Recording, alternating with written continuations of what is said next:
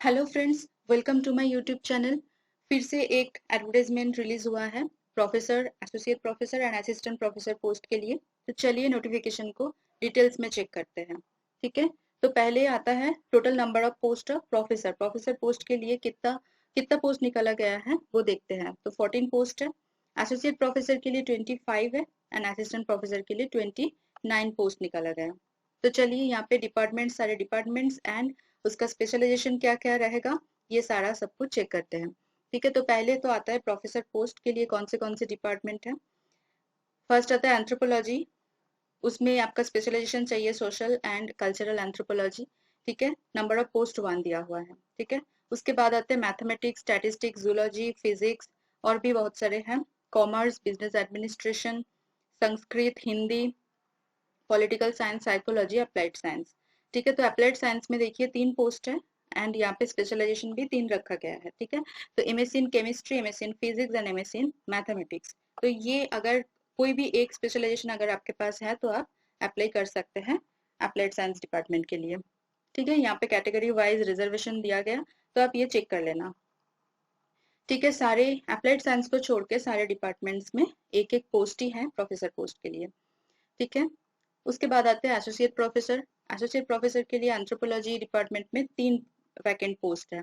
ठीक है, फर्स्ट आता है physical anthropology, second social anthropology and third pre historic anthropology. ये स्पेशलाइजेशन में रखा गया है। ठीक है, जियोग्राफी में ओपन ओपन स्पेशलाइजेशन है। जैसे आप अगर जियोग्राफी डिपार्टमेंट में अप्लाई करना चाहते हैं तो आपका जो क्वालिफिकेशन एंड जो एकेडमिक रिकॉर्ड है, जो स्पेशलाइजेशन है आपका, वो जियोग्राफी में ही होना चाहिए। ठीक है, तो इसी को हम ओपन स्पेशलाइजेशन बोलते हैं। ठीक है, जियोलॉजिकल साइंस में 2 रखा गया है। वन है मेटामॉर्फिक पेट्रोलॉजी। अगर आपके पास ये मेटामॉर्फिक पेट्रोलॉजी नहीं है तो फिर आपका अगर जियोलॉजिकल साइंस में ही आपका स्पेशलाइजेशन है तो फिर आप अप्लाई कर सकते हैं, क्योंकि सेकंड में ओपन स्पेशलाइजेशन रखा गया है। ओके, नेक्स्ट यहाँ पे बायोटेक्नोलॉजी में देखिए, यहाँ पे तीनों कंडीशन है। एक तो स्पेशलाइजेशन में आपका इंडस्ट्रियल बायोटेक्नोलॉजी होना चाहिए। ठीक है, सेकंड एसेंशियल में आता है आपका आपका टीचिंग या फिर इंडस्ट्रियल जो एक्सपीरियंस है वो 8 इयर्स का होना चाहिए एंड वो बायोटेक्नोलॉजी फील्ड में ही होना चाहिए। ठीक है, एंड 3 आता है आपका हाई क्वालिटी रिसर्च पब्लिकेशन। यहाँ पे मेंशन किया गया है हाई क्वालिटी, बिकॉज बहुत सारे लोगों का पब्लिकेशन तो होता है बट वो जिस जर्नल में पब्लिश होता है तो वो जर्नल का जो इम्पैक्ट फैक्टर होता है वो बहुत लो होता है, तो शायद वो एक्सेप्टेबल नहीं है, इसीलिए हाई क्वालिटी यहाँ पे मेंशन किया गया है।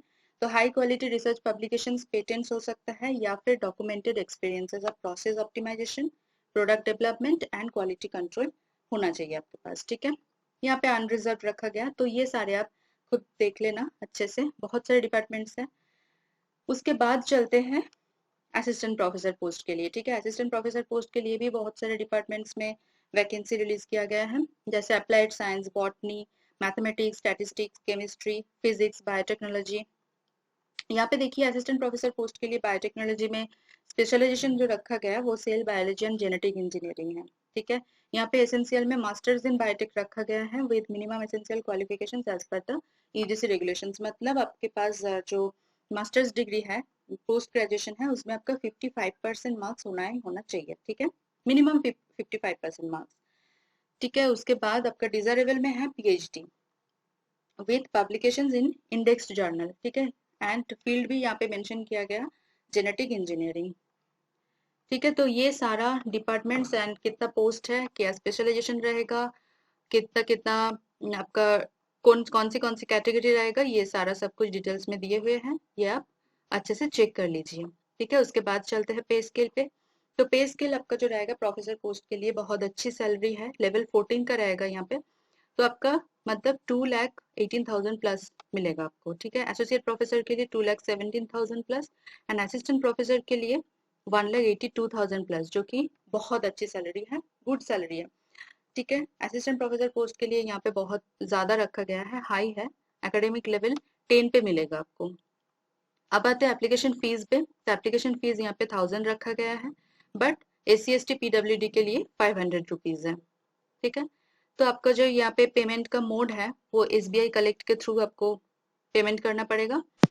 ओके, एंड आपका यहाँ पे मिनिमम एसेंशियल क्वालिफिकेशन जो है वो यहाँ पे डिस्क्लोज नहीं किया गया, बट यहाँ पे मेंशन किया है that is as per the existing UGC norms, that is 2018 के हिसाब से। तो ये अगर आप, ये मैं भी यहाँ पे दिखा दूंगी एक अलग से पीडीएफ में, ये आप भी चेक कर सकते हैं। यूजीसी रेगुलेशन जो 2018 था उसमें क्या क्या मिनिमम क्वालिफिकेशन चाहिए वो वहाँ पे डिस्क्लोज किया है, तो यहाँ पे इसीलिए नोटिफिकेशन में दिया नहीं हुआ है।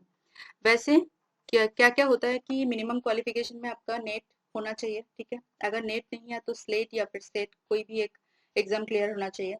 अगर वो भी नहीं है तो आपके पास पीएचडी होना चाहिए, ठीक है। पीएचडी में कुछ कुछ कंडीशंस होता है, जैसे पीएचडी में आपका दो एक्चुअली पब्लिकेशंस होना चाहिए, जिसमें एक पब्लिकेशन तो कोई भी रेफर्ड जर्नल पे होना चाहिए, ठीक है। एंड सेकंड आता है आपका जो पीएचडी है वो रेगुलर मोड पे होना चाहिए। कोई कोई डिस्टेंट मोड पे करता है, वो नहीं एक्सेप्टेबल है। यहाँ पे आपका रेगुलर मोड पे ही होना चाहिए, ठीक है। किसी दो सेमिनार या कॉन्फ्रेंस में आपका प्रेजेंटेशन रहना चाहिए, ठीक है। आपका जो पीएचडी थीसिस है वो किसी मिनिमम 2 एक्सटर्नल एग्जामिनर से इवेल्युएट किया गया, ऐसा आपको यहाँ पे दिखाना पड़ेगा, ठीक है। तो ये सारे कंडीशंस आपको पीएचडी पे लगता है। और एक है कि किसी किसी डिसिप्लिन में नेट स्लेट या फिर सेट कंडक्ट नहीं किया जाता, तो उसमें आपका पीएचडी आपके पास होना चाहिए, ठीक है। ऐसा नहीं होना कि मतलब नेट स्लेट सेट कोई भी एग्जाम क्लियर नहीं है, पीएचडी भी नहीं है, फिर भी आप अप्लाई कर रहे हैं तो वो रिजेक्ट हो जाएगा, ठीक है। पीएचडी तो मैंडेटरी है, पीएचडी आपको मतलब आपके पास होना ही चाहिए, ठीक है। क्योंकि रूल जो है यूजीसी नॉर्म्स वो 18 के हिसाब से पीएचडी मैंडेटरी है। अभी तो फिलहाल पीएचडी मैंडेटरी नहीं है, बट इस यूनिवर्सिटी में यूजीसी रेगुलेशन 2018 के हिसाब से इन्होंने मतलब जो यहाँ पे नोटिफिकेशन रिलीज किया गया है उसमें मेंशन किया गया, ठीक है। उसके बाद यहाँ पे सारा फॉर्मेट दिया हुआ है कि कैसे आपका एप्लीकेशन फॉर्म को कैसे फिलअप करना है, एंड इनवेलप में कैसे आपको क्या टाइटल में डालना है। जैसे एप्लीकेशन आपका एडवर्टाइजमेंट नंबर देना पड़ेगा, पोस्ट देना पड़ेगा, कौन सी पोस्ट के लिए आप अप्लाई कर रहे हैं, डिपार्टमेंट का नाम, ठीक है। उसके बाद यहाँ पे बस सारे जो ऐसे ही जो मतलब कॉमन इंस्ट्रक्शन होते हैं सारे नोटिफिकेशन में, वही सारे दिया हुआ है, ये आपको थोरली चेक करना है, ठीक है। उसके बाद आते हैं, फिर चलते हैं हम डेट्स पर, ठीक है। तो ये जो नोटिफिकेशन मैंने बताया, ये एक्चुअली नोटिफिकेशन तो रिलीज किया गया, बट इसका जो अप्लाई करने का जो लिंक है वो अभी तक वेबसाइट पर अवेलेबल नहीं है। वो 24 अप्रैल से अवेलेबल हो जाएगा, ठीक है। यहाँ पे दिया हुआ है detail advertisement and the link for the online application will be available on the website from 24 अप्रैल, ठीक है। तो अभी से अगर आप मतलब परेशान मत हो जाना कि नोटिफिकेशन तो है बट अप्लाई नहीं कर पा रहे हैं, तो अभी ये इसका लिंक अवेलेबल नहीं है वेबसाइट पर। यहाँ पे क्लियरली मेंशन किया गया है 24 अप्रैल से ही इसका लिंक जो है वो जनरेट होगा, ठीक है। तो आप इसी वेबसाइट में चेक करते रहना, ठीक है, डे टू डे। एंड इसका जो अपने जो फील्ड एप्लीकेशन फिल करने के बाद जो आपको सबमिट करना होगा उसका लास्ट डेट है 13 मई, ठीक है। उसके बाद हार्ड कॉपी जो आपका रिसीव करने का जो लास्ट डेट है वो 27 मई का है, ठीक है। ऑनलाइन मोड पे ही आपको अप्लाई करना पड़ेगा, ओके। तो यहाँ पे वही दिया हुआ है, teaching vacant teaching positions for various departments, online application जो है लास्ट डेट सबमिशन वो 13 मई को रहेगा रात 12 बजे से पहले, ठीक है। तो ये आया है गुवाहाटी यूनिवर्सिटी, ठीक है, गुवाहाटी आसाम के तरफ से ये एडवर्टाइजमेंट आया है। तो एडवर्टाइजमेंट नंबर चेक कर लेना T/2023/01, ठीक है। अब चलिए देखते हैं कि कहाँ से आपको ये नोटिफिकेशन मिल जाएगा। पहले यहाँ पे ऑफिशियल वेबसाइट में आपको जाना पड़ेगा। इसमें अगर क्लिक करेंगे तो ये आ जाएगा वेबसाइट, ठीक है। हमेशा वेबसाइट का मतलब अपनी तरफ से चेक कर लेना, ठीक है, उसके बाद जाके अप्लाई करना।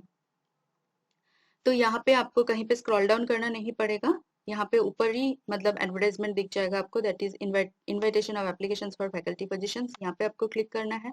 जैसे ही क्लिक करते हैं तो और एक टैब ओपन हो जाएगा, ठीक है। यहाँ पे आ जाएगा डायरेक्ट रिक्रूटमेंट। तो यहाँ पे आपको लेफ्ट साइड में ये जो टैब है अभी आप ओपन करेंगे तो वही एडवर्टाइजमेंट के लिए मतलब लिंक ओपन होगा। तो अगर बाद में 24 अप्रैल से ये जनरेट हो जाएगा, ठीक है। Apply for the position of professor, assistant professor and associate and assistant professor, ठीक है। तो उसके बाद नीचे स्क्रॉल डाउन करेंगे तो एडवर्टाइजमेंट मिल जाएगा, यहाँ पे क्लिक करेंगे तो एडवर्टाइजमेंट का यहाँ पे जो टैब है वो ओपन हो जाएगा। ठीक है, तो ऑफिशियल वेब एडवर्टाइजमेंट में आपको क्लिक करना है। उसके बाद आपका ये ऑफिशियल एडवर्टाइजमेंट का टैब ओपन हो जाएगा। सबसे पहला जो एडवर्टाइजमेंट दिखेगा आपको, दैट इज मैंने बताया था एडवर्टाइजमेंट नंबर T/2023/01, तो इसमें आपको क्लिक करना है। ठीक है, तो यहाँ पे आप क्लिक कीजिए। उसके बाद ये गूगल डॉक में ओपन होगा। ठीक है, यहाँ से आपको पीडीएफ में जाना है सीधा। ठीक है, तो डाउनलोड कर लेना, फिर ये पीडीएफ आपके पास आ जाएगा, 9 पेजेस का पीडीएफ। तो मैं फिर से बोल रही हूँ, इसका अप्लाई करने का जो लिंक है अभी तक जनरेट नहीं किया गया है वेबसाइट पर। ये 24 अप्रैल से स्टार्ट होगा, तो परेशान बिल्कुल मत होना, अभी से नोटिफिकेशन को अच्छे से पढ़ ले। ठीक है, उसके बाद जो एलिजिबिलिटी है सारा सब कुछ चेक कर ले, क्योंकि एप्लीकेशन फीस भी 1000 रुपीज़ है जनरल वालों के लिए, एंड SC/ST वालों के लिए 500 रुपीज़। तो अच्छे से डिसाइड करने के बाद फिर आप वेट कीजिए 24 अप्रैल तक। ठीक है, 24 अप्रैल में फिर ये जनरेट हो जाएगा। बहुत अच्छी अपॉर्चुनिटी है, सैलरी बहुत ज़्यादा हाई है। ठीक है, तो ज़रूर अप्लाई कीजिए। ऑल द बेस्ट सभी को। और एक चीज़ मैं बताऊंगी, अगर आपको चेक करना है कि यूजीसी रेगुलेशंस 2018 के हिसाब से क्या होता है, आप खुद से पढ़ना चाहते हैं, तो इसी पीडीएफ को फॉलो कीजिए। ठीक है, ये रहा पीडीएफ, यहाँ पे देखिए सारे यहाँ पे दिया हुआ है, जैसे नेट आपका चाहिए, फर्दर स्लेट सेट अगर है, provided further that is PhD degree आपको चाहिए। ठीक है, उसके बाद जो मैंने कंडीशंस बताए हैं वो सारे यहाँ पे दिया हुआ है, जैसे पीएचडी डिग्री आपका रेगुलर मोड पे होना चाहिए। ठीक है, at least 2 external examiner evaluation, PhD thesis का जो इवेल्युएशन है वो किसी 2 एक्सटर्नल एग्जामिनर से इवेल्युएट होना चाहिए। ठीक है, देन आपका मतलब 2 रिसर्च पेपर्स होना चाहिए आपके पास, out of which at least 1 must be in referred journal. ठीक है, उसके बाद आपका कोई भी कॉन्फ्रेंस या सेमिनार में आपका 2 प्रेजेंटेशन आपने किया है, ऐसा शो करना है वहाँ पे। ठीक है, जैसे यहाँ पे भी दिया हुआ है, किसी डिसिप्लिन में अगर नेट सेलेक्ट नहीं होता है तो फिर पीएचडी आपके पास होना चाहिए। ठीक है, तो ये सारा दिया हुआ है, ये भी आप मतलब अच्छे से पढ़ लेना तब तक के लिए। ठीक है, मेरी वीडियो अगर बहुत इंफॉर्मेटिव लग रहा है आपको, नीडफुल लग रहा है, तो प्लीज प्लीज लाइक कीजिए, कमेंट करना ना भूलें। कोई भी डाउट्स हो आपके मन में, ठीक है, या फिर आप किसी दूसरे स्टेट का आप जॉब के बारे में जानना चाहते हैं तो वो भी कमेंट कीजिए, उसमें उससे मुझे मोटिवेशन मिलेगा वीडियो बनाने के लिए। ठीक है, मैं डेली वीडियो अपलोड करती रहती हूँ जो भी करंट ओपनिंग्स होता है, तो प्लीज मेरे चैनल को सब्सक्राइब कर लीजिए और बेल आइकन को प्रेस कीजिए। ठीक है, ताकि कभी भी मैं अपलोड करूँ वो सबसे पहले आपके पास पहुंच जाए एंड आपका अपॉर्चुनिटी जो है बढ़ जाए। ठीक है, चलिए मिलते हैं नेक्स्ट वीडियो में। Thank you for watching.